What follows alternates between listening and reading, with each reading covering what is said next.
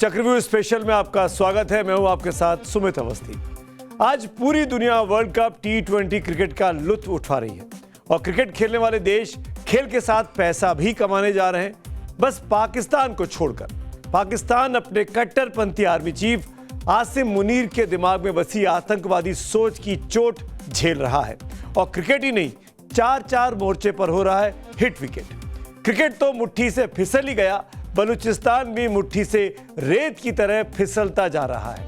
शहबाज शरीफ पहले से ही भीख का कटोरा लेकर मुनीर के साथ देश देश में मारे फिर रहे हैं।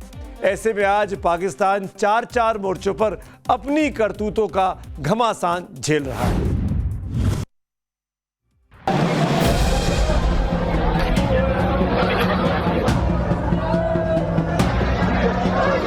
एकदम दूसरा धमाका हुआ है।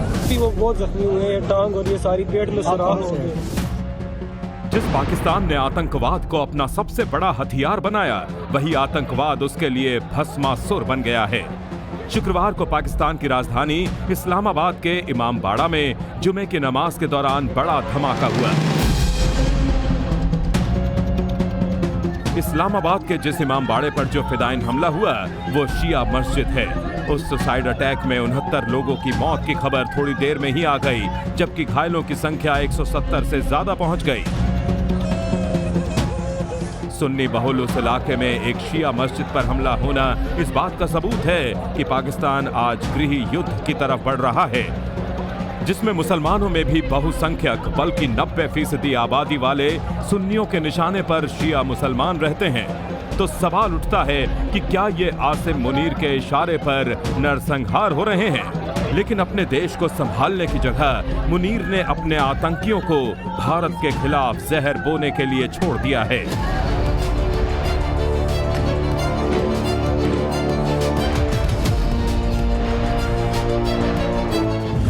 ऐसी तस्वीरें पाकिस्तान के टुकड़े टुकड़े हो रहे वजूद की आहट सुना रही हैं। बलूचिस्तान तो पाकिस्तानी फौज और सरकारों के धोखे का शिकार 1948 से है, लेकिन जैसे जैसे वक्त का पहिया आगे बढ़ रहा है, पाकिस्तानी फौज के साथ बलूचिस्तान के लोगों का संघर्ष और टक्कर विद्रोह और अलगाव का विस्फोट पैदा कर रही है।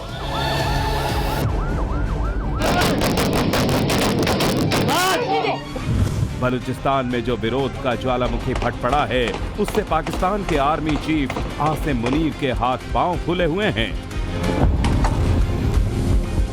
पाकिस्तानी सेना और बलोच लड़ाकों के बीच भयंकर युद्ध छिड़ा है, जिसमें अब तक बलोच लड़ाके भारी पड़ते हुए नजर आ रहे हैं।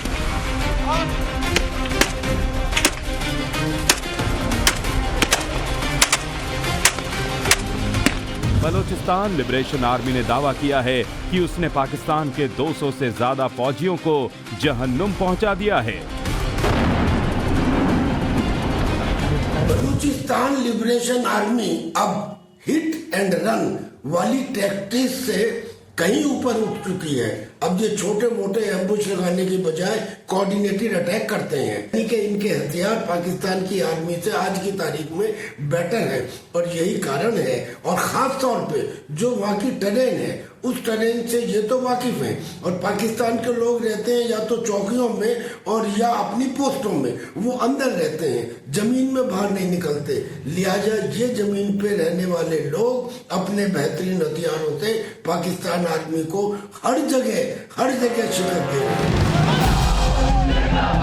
दूसरी तरफ पाकिस्तान ये हैंकड़ी दिखाकर अपनी पीठ थपथपा रहा है कि उसने 150 से ज्यादा बलोच विद्रोहियों को निपटा दिया है। कुल मिलाकर बलूचिस्तान की धरती इस वक्त विद्रोह की आग में धधक रही है।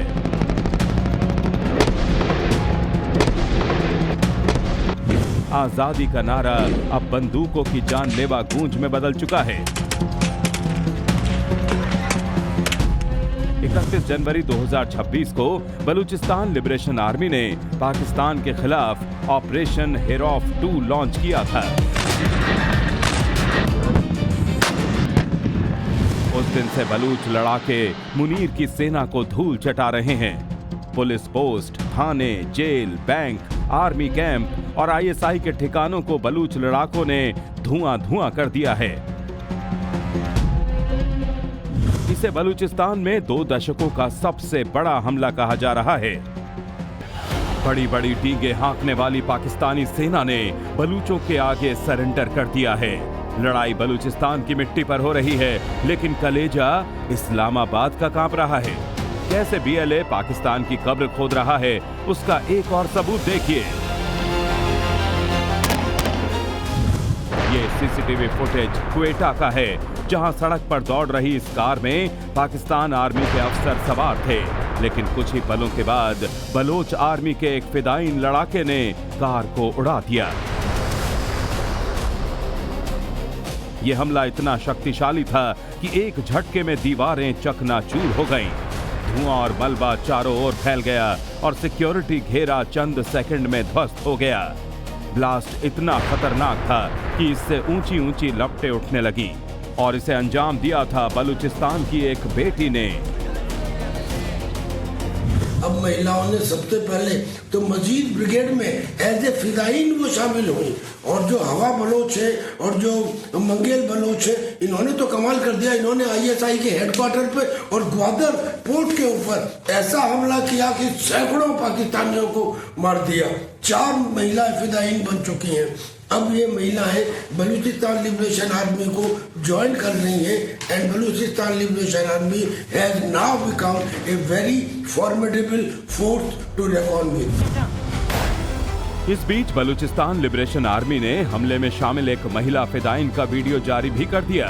इस वीडियो क्लिप में जो महिला फिदायीन नजर आ रही है, उसकी पहचान हवा बलोच के रूप में की गई है। वीडियो में उसे पाकिस्तानी सुरक्षा कर्मियों पर गोली चलाते हुए देखा गया।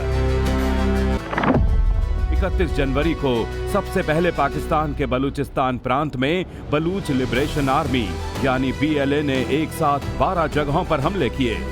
बलूच विद्रोहियों ने क्वेटा, पसनी, मस्तुंग, नुश्ती और ग्वादर जिले में एक साथ हमले किए। बलूचिस्तान की राजधानी क्वेटा के बाजार पर बीएलए लड़ाकों ने कब्जा कर लिया।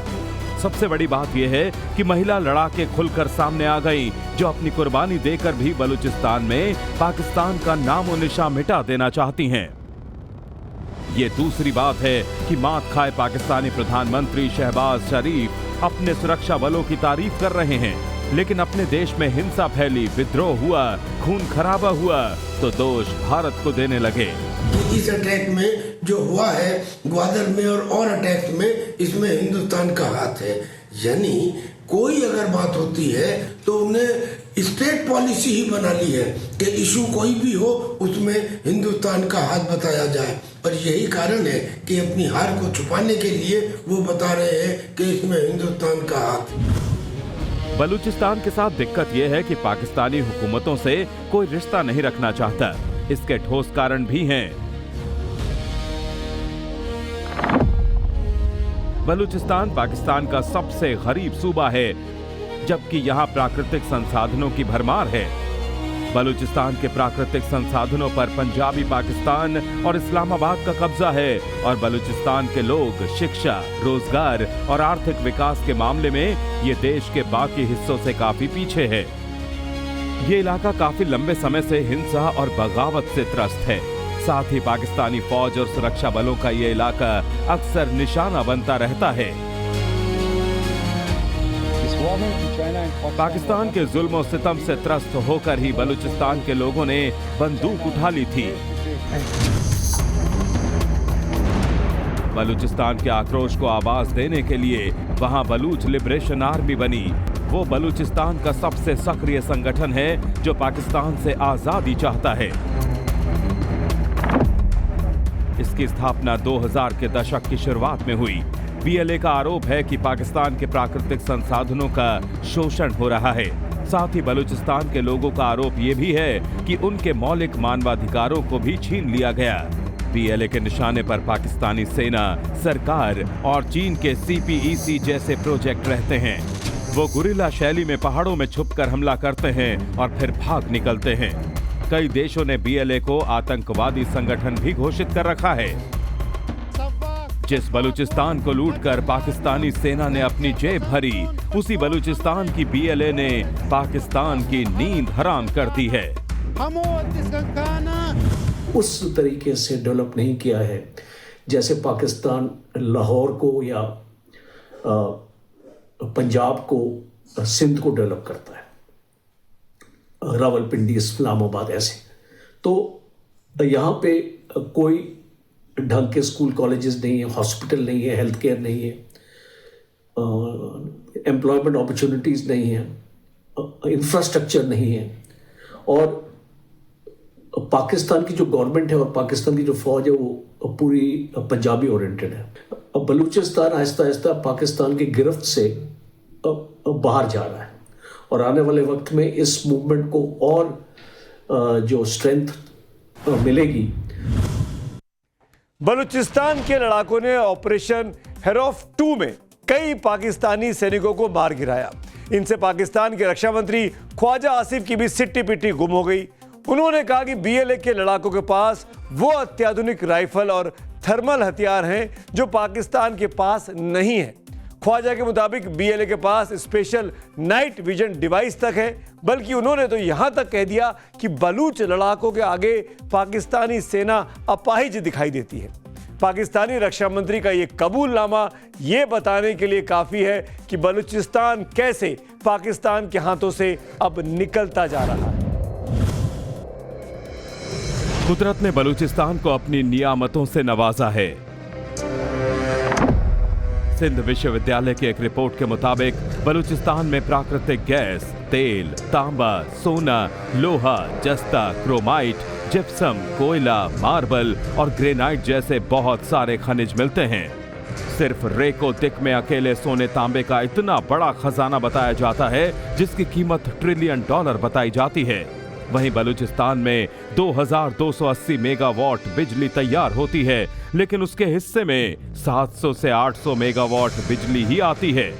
बलूचिस्तान में आलम यह है कि 56% लोग बिजली के बिना रहते हैं, यानी आज भी अंधेरे में। वहीं पूरे पाकिस्तान में इस्तेमाल होने वाली गैस का 17% हिस्सा अकेले बलूचिस्तान से आता है, लेकिन उसको इस्तेमाल के लिए 7% ही मिलता है। जबकि पाकिस्तान का संविधान कहता है कि जिस इलाके में गैस निकलती है उसे पहले इस्तेमाल के लिए मिलनी चाहिए।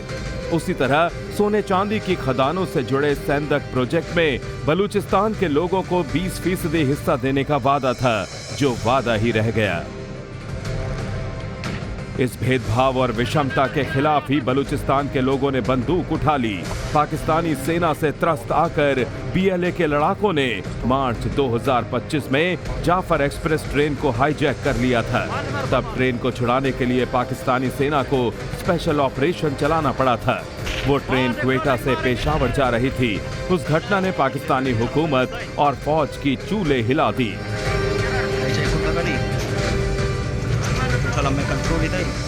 उन्हें लगने लगा कि बलूचिस्तान लड़ाकों का संघर्ष कहीं पाकिस्तान में एक दूसरे बांग्लादेश का सबब ना बन जाए। आप याद कीजिए कि 2016 में प्रधानमंत्री नरेंद्र मोदी ने बलूचिस्तान का सवाल लाल किले से उठाया था। पिछले कुछ दिनों से बलूचिस्तान के लोगों ने, गिलगिट के लोगों ने, पाक ऑक्युपाइड कश्मीर के लोगों ने, वहां के नागरिकों ने जिस प्रकार से मुझे बहुत बहुत धन्यवाद दिया है, जिस प्रकार से मेरा आभार व्यक्त किया है, मेरे प्रति उन्होंने जो सद्भावना जताई है। लेकिन ऐसे दूर सुदूर बैठे हुए लोग हिंदुस्तान के एक प्रधानमंत्री को अभिनंदन करते हैं, उसका आदर करते हैं, तो मेरे 125 करोड़ देशवासियों का आनंद है। वाकई पाकिस्तान के लिए संकट का सवाल सिर्फ बलूचिस्तान से ही पैदा नहीं हो रहा है, बल्कि ये दिक्कतें गिलगित और पाकिस्तानी कब्जे वाले कश्मीर में भी हैं।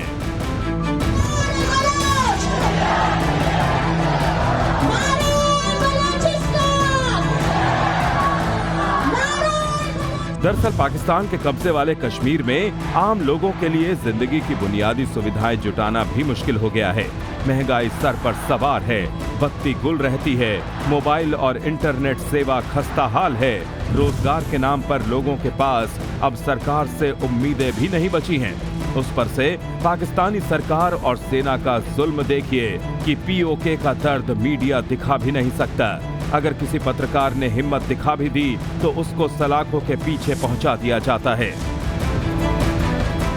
दिसंबर में पीओके के रावलकोट में हजारों की संख्या में लोगों ने पत्रकार सोहराब बरकत की रिहाई के लिए प्रदर्शन किया, जिसमें अपने लिए जिंदगी की बुनियादी सुविधाओं की मांग भी थी।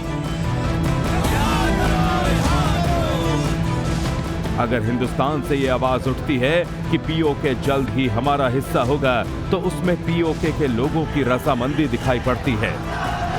कश्मीर के जिस हिस्से को पाकिस्तान ने धोखे से कब्जे में लिया था, वो हिस्सा अब पाकिस्तान के खिलाफ खुला विद्रोह कर रहा है। उस विद्रोह के पीछे असली कारण पाकिस्तानी फौज और हुकूमत की तानाशाही और पीओके के प्रति खुला भेदभाव है।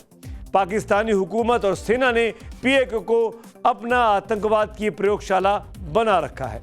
दूसरी तरफ पाकिस्तानी कब्जे वाले कश्मीर के पास ना बिजली है, ना स्कूल है और ना ही अस्पताल है। ऐसे में वो जम्मू और कश्मीर की विकसित तस्वीर की तरफ देखते हैं तो पाकिस्तान से उनकी बगावत को आग और तेजी से धधकने लगती है। पाकिस्तान की सेना ने भले ही आतंकवाद को अपना हथियार बना रखा है, लेकिन उसी हथियार से पाकिस्तान की गर्दन भी कट रही है।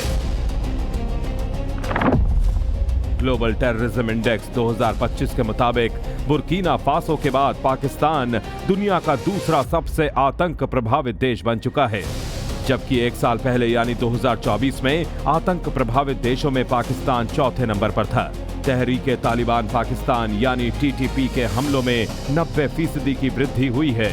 वहीं इस्लामिक स्टेट खुरासान यानी ISK ने अब पाकिस्तानी शहरों को भी निशाना बनाना शुरू कर दिया है, जबकि बलूच लिबरेशन आर्मी यानी BLA के हमलों में 60% की बढ़ोतरी हुई है। रिपोर्ट के मुताबिक पाकिस्तान के खैबर पख्तूनख्वा और बलूचिस्तान सबसे ज्यादा आतंक प्रभावित इलाके हैं। देश भर की कुल आतंकी घटनाओं में से 90% इन्हीं इलाकों में हुई हैं। रिपोर्ट में तहरीके तालिबान पाकिस्तान को लगातार दूसरे साल पाकिस्तान का सबसे खतरनाक आतंकवादी संगठन बताया गया। 2024 में इस ग्रुप ने 482 हमले किए, जिसकी वजह से 558 मौतें हुई थीं, जो 2023 के मुकाबले 91% ज्यादा हैं। फिर भी देखिए कि पाकिस्तान आतंकवाद से लड़ने की जगह इसको भी मजहब के नाम पर अपना हथियार बनाता है और उसके निशाने पर होता है हिंदुस्तान। ये अनायास नहीं था कि Pakistani army chief general Asim Munir ने द्विराष्ट्रीय सिद्धांत पर नफरत वाला बयान दिया और उसके हफ्ते भर में पहलगाम में पाकिस्तानी आतंकियों ने धर्म पूछकर 26 लोगों की हत्या कर दी। पाकिस्तानी सेना और सरकार ने अपने यहां आतंकवाद को कुटीर उद्योग बना दिया था। उसका नतीजा 3 मार्च 2009 में श्रीलंकाई क्रिकेट टीम को झेलना पड़ा, जब पाकिस्तान के लाहौर में गद्दाफी स्टेडियम के पास श्रीलंकाई क्रिकेटरों को ले जा रही एक बस पर 12 बंदूकधारियों ने गोलीबारी की। श्रीलंकाई क्रिकेटर पाकिस्तानी क्रिकेट टीम के खिलाफ दूसरे टेस्ट के तीसरे दिन खेलने जा रहे थे। इससे दुनिया सन्न रह गई। पाकिस्तान ने 16 साल बाद भी आतंकवाद से पीछा नहीं छुड़ाया, लेकिन क्रिकेट में आतंकवाद वाली राजनीति भी घुसेड़ दी। एक वक्त था कि क्रिकेट में पाकिस्तान के नाम का डंका बजता था। 1992 में पाकिस्तान ने क्रिकेट का वर्ल्ड कप जीता था और उस जीत के हीरो थे कप्तान इमरान खान। इमरान खान बाद में राजनीति में आ गए, पाकिस्तान के प्रधानमंत्री तक बने, लेकिन उस वक्त ISI के चीफ रहे आसिम मुनीर से उनकी तनातनी बढ़ी तो उसकी कीमत आज तक इमरान खान चुका रहे हैं। जेल में पड़े हुए सड़ रहे हैं, लेकिन इससे ज्यादा पाकिस्तानी क्रिकेट टीम आसिम मुनीर की जिद, अहंकार और भारत विरोध की कीमत अब चुका रही है। T20 वर्ल्ड कप शुरू होने से हफ्ता भर पहले ही भारत पाकिस्तान मुकाबले को लेकर पाकिस्तान की नौटंकी शुरू हो गई। 15 फरवरी को श्रीलंका के कोलंबो में भारत पाकिस्तान के बीच मैच होना था, लेकिन मैदान में उतरने से पहले ही पाकिस्तान पीछे हट गया। ICC ने पाकिस्तान के इस कदम को खेल की मूल भावना के खिलाफ मानते हुए सख्त ऐतराज जताया। साथ ही ये भी कह दिया कि पाकिस्तान क्रिकेट बोर्ड ने कोई हल नहीं निकाला तो इसके अंजाम काफी बुरे होंगे। भारत भी आईसीसी की तरफ ही देख रहा है।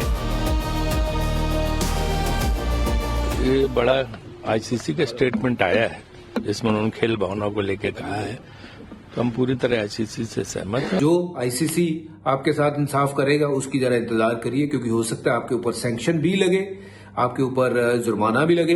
तो बहुत सोच समझ के ये पाकिस्तान को करना चाहिए जो ये कर रहे हैं। लेकिन अब तो तीर निकल गया है, अब लेकिन घूम के ना इन्हीं की तरफ आएगा। पाकिस्तान ये कह रहा है कि बांग्लादेश से अपनी दोस्ती और भाईचारा दिखाने के लिए नहीं खेल रहा है, जबकि जानकार मानते हैं कि वर्ल्ड कप के मैचों में भारत से खेलते हुए जिस तरह पाकिस्तान की मिट्टी पलीद होती है उससे पाकिस्तान डर गया है।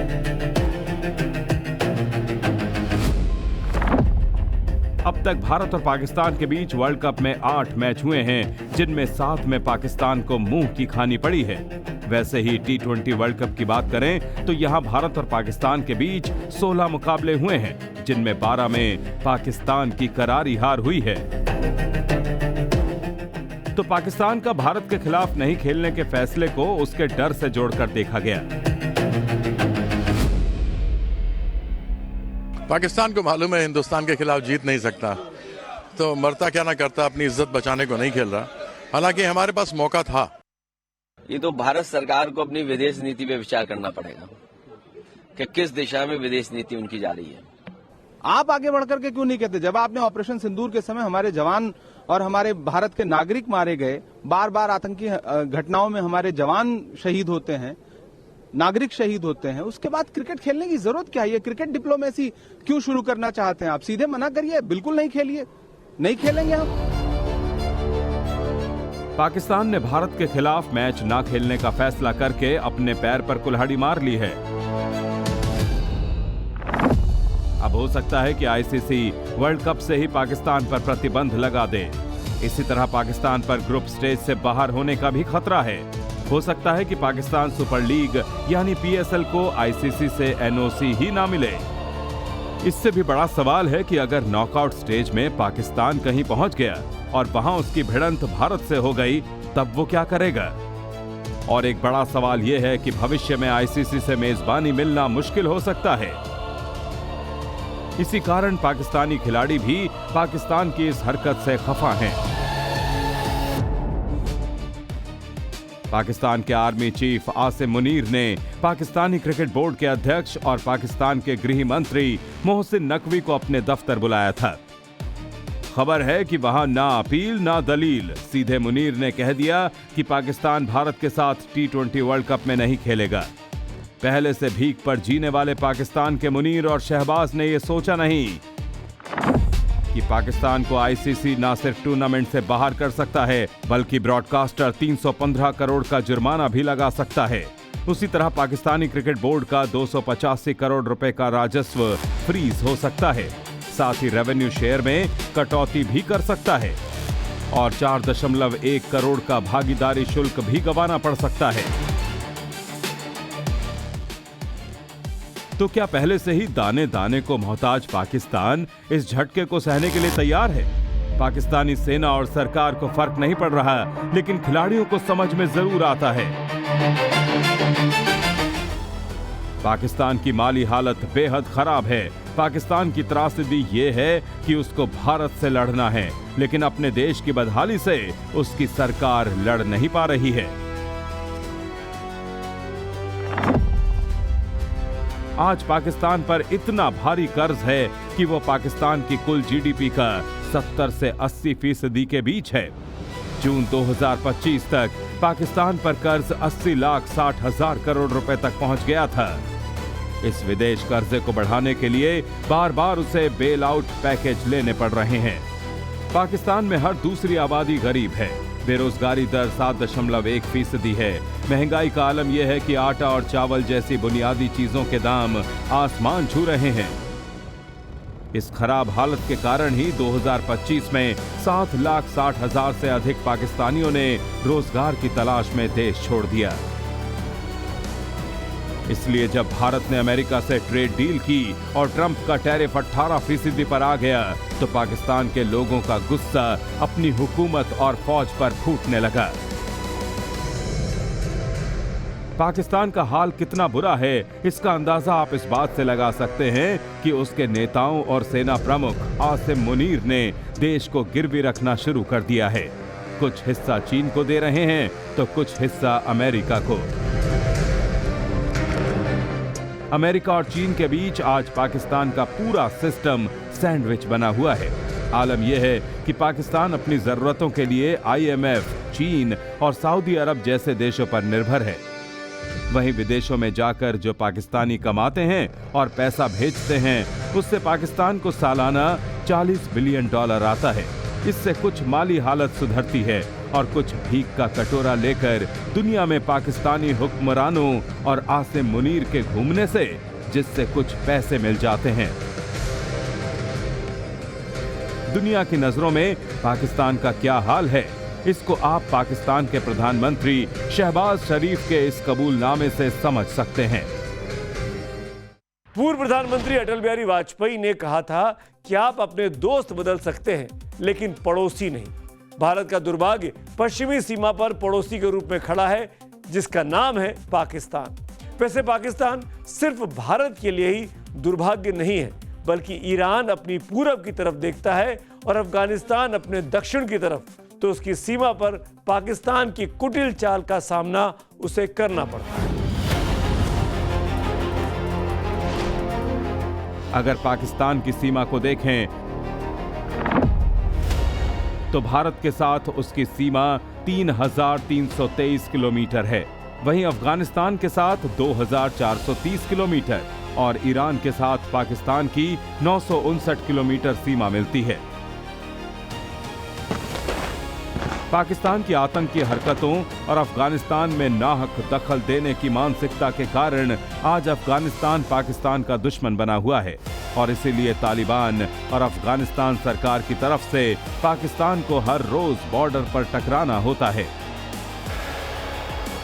और इन सीमाओं पर पाकिस्तान की आतंकी शैतानियां भारी पड़ रही हैं। इसका सबसे बड़ा सबूत भारत का ऑपरेशन सिंदूर है जिसने पाकिस्तान की हालत खराब कर दी। लेकिन लगता है कि पाकिस्तान बर्बादी की आखिरी छोर तक आतंकवाद और फौजी भ्रष्टाचार का साथ नहीं छोड़ने वाला है। इसीलिए उसके भाग्य में लिखी है बर्बादी और सिर्फ बर्बादी।